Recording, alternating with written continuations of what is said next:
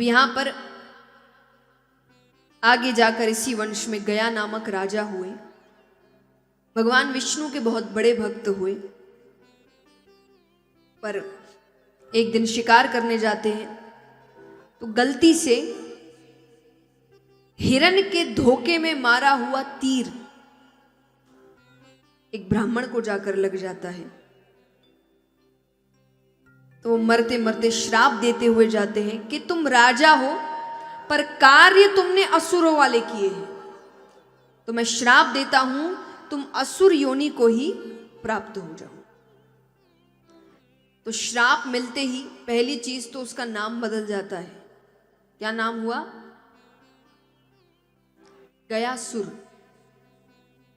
गया नामक राजा असुर बनते ही नाम पड़ा गयासुर, और असुर बनते ही उसका शरीर 5 कोस तक फैल गया। पर जो भगवान के भक्त होते हैं उनकी बुद्धि जल्दी से भ्रष्ट नहीं होती,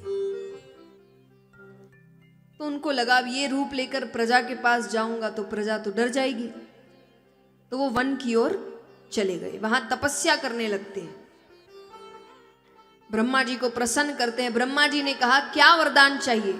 अब उसको जिस बात का डर था कि प्रजा मुझे देखकर डर जाएगी, तो उन्हें वरदान क्या मांगा कि मुझे वरदान दीजिए मेरे दर्शन मात्र से जीव का कल्याण हो, कि जो मुझे देख ले उसे स्वर्ग मिले।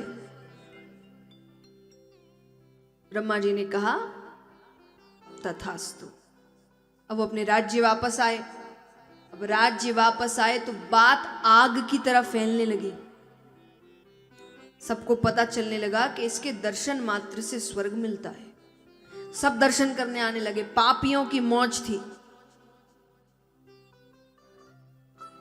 कितने ऐसे आए जिन्होंने जीवन भर पाप किए थे, पर अंत समय था गयासुर के दर्शन किए, स्वर्ग। तो यहां संतुलन बिगड़ने लगा। भगवान के अब सबसे बड़ी बात है, मार भी नहीं सकते उसको, क्योंकि उसकी क्या गलती? कोई आपको देखकर चला जाए, इसमें आपकी क्या गलती?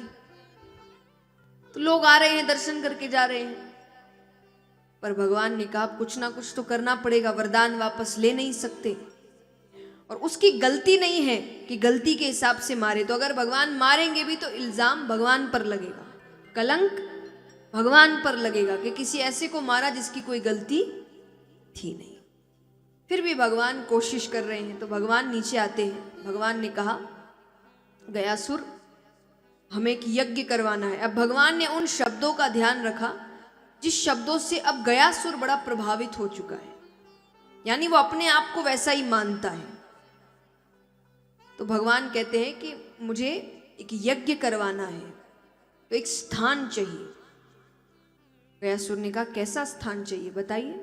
बोले स्थान ऐसा हो जो इतना पवित्र हो कि उस स्थान के दर्शन मात्र से जीव का कल्याण हो, जो स्थान को देख ले उसे स्वर्ग की प्राप्ति हो। अब जैसा मैंने कहा गयासुर का शरीर 5 कोस तक फैला हुआ था, तो उसने कहा ऐसा तो सिर्फ मैं ही हूं, आप मुझ पर यज्ञ करिए। ठीक है, यज्ञ आरंभ होता है। तो भगवान ने उसके वक्षस्थल पर भारी जो हवन कुंड होता है वो जोर से रखा, कुछ नहीं हुआ। यज्ञ आरंभ होता है, अग्नि इत्यादि है, उसे खरोच तक नहीं आ रही। अंत में भगवान ने हार मान ली। भगवान ने कहा अब चाहे कलंक मुझ पर लगे, पर मुझे तुमको मारना पड़ेगा, क्योंकि तुम्हारे कारण संतुलन बिगड़ रहा है। कोई आखिरी इच्छा है तो बताओ?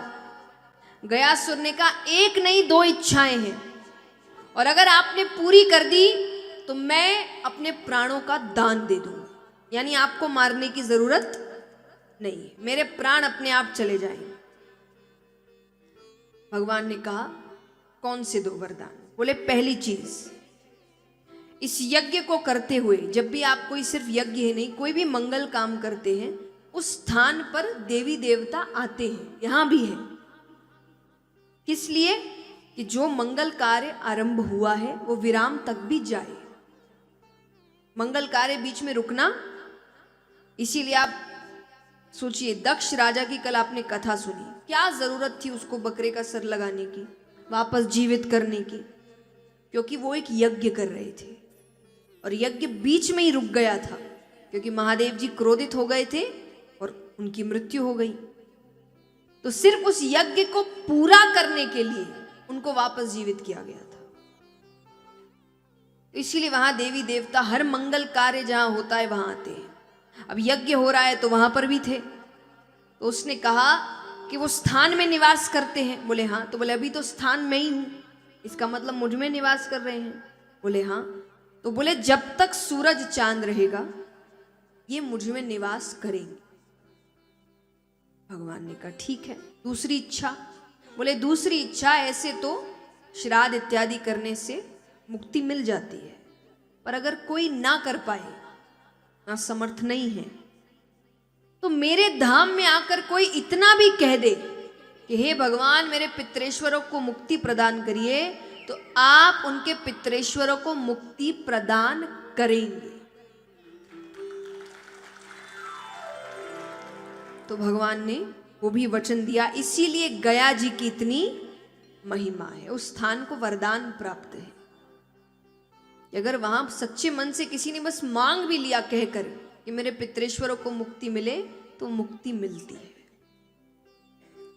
अब यहां सुखदेव जी बताते हैं कि देखा जाए तो गयासुर ने अभी तक कुछ ऐसा काम नहीं किया कि उसकी कथा श्रीमद् भागवत में आए, सिवाय कि उसने अपने प्राणों का दान दिया।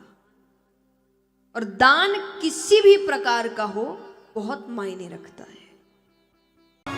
एक